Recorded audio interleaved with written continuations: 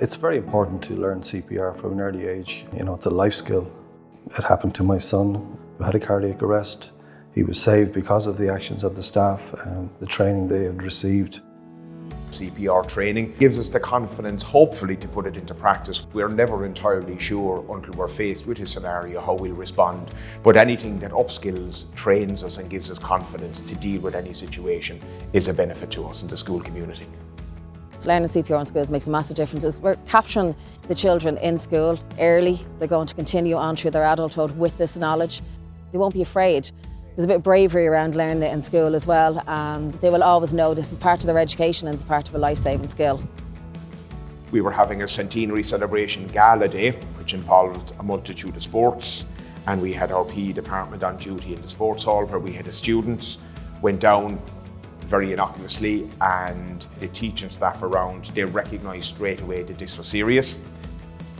I guess you get this training in the hope that you never have to use it, but you know, when the push came to shove, we were lucky. We were both trained and ready and willing, and you know, it helped save a life, and it's a very, I suppose, satisfying feeling that we were able to do that.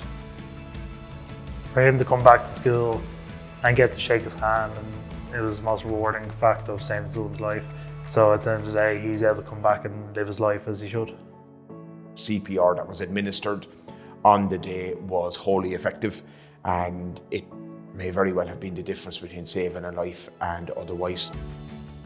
The main benefit of the staff participating in the CPR for Schools programme for the event that happened on that day is that the teachers were able to recognise that this student was in cardiac arrest. They were able to act fast. They started CPR early. They contacted the emergency services on 112 or 999 early, and they got the school defibrillator, and they used this and they delivered shocks to the patient, and they were able to maintain the patient's condition until the paramedics arrived. This is a vital step in the chain of survival.